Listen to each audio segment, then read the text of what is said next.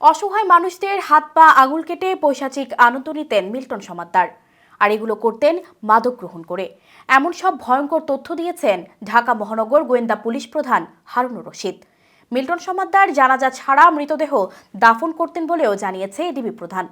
হারুন জানান, টাকার অভাবে আশ্রমের মানুষদের খাওয়াতে পারতেন না। এমন দাবি করা মিল্টন সমাদ্দারের ব্যাংক অ্যাকাউন্টে মিলেছে বিপুল পরিমাণ অর্থ। মিল্টন সমাদ্দারকে নিয়ে ডিবির জিজ্ঞাসাবাদে উঠে আসছে ভয়ঙ্কর সব তথ্য।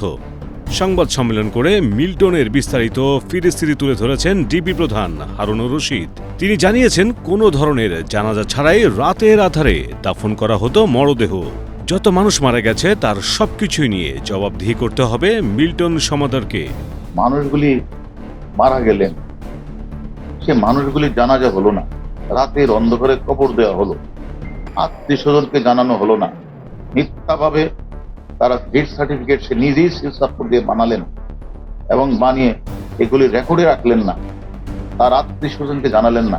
তাহলে এই লাশগুলি যে এটা কি করলেন, আসলে কি দাফন করলেন কিনা, এটা আমাদের তদন্তে আসবে। ডিবি প্রধান বলেন, যারা তার আশ্রমে মারা গেছে তাদের কোনো চিকিৎসা করানো হয়নি, ভুয়া সার্টিফিকেট বানিয়ে তাদের দাফন করা হয়েছে।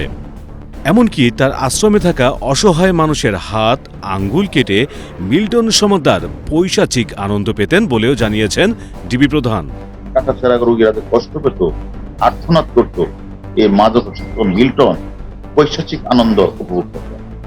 চিকিৎসার জন্য অনেক সময় অপারেশনের প্রয়োজন হতো, কত পচন ধরেছে হাতও কেটে ফেলতো, আঙ্গুল কেটে ফেলতো, ব্লেড দিয়ে সে কেটে ফেলতো, এই যে রক্ত বের হতো এবং সে শেখা এবং এই যে ব্লেড ছুরি দিয়ে কাটাছেঁড়া রোগীরা কষ্ট পেত, আর্তনাদ করত, এই মাদকাসক্ত মিল্টন পৈশাচিক আনন্দ উপভোগ করত।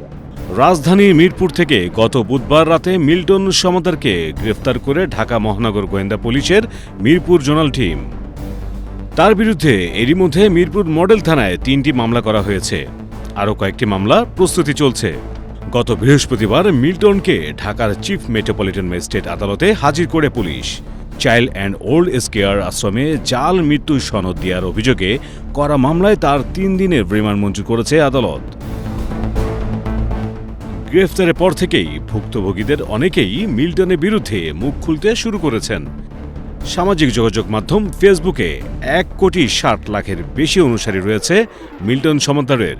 অভিযোগ রয়েছে, এই বিশাল অনুসারীদের কাজে লাগিয়ে তার মূল টার্গেট ছিল বিভিন্ন মানবিক কাজ প্রচার করে মোটা অঙ্কের টাকা আদায় করা।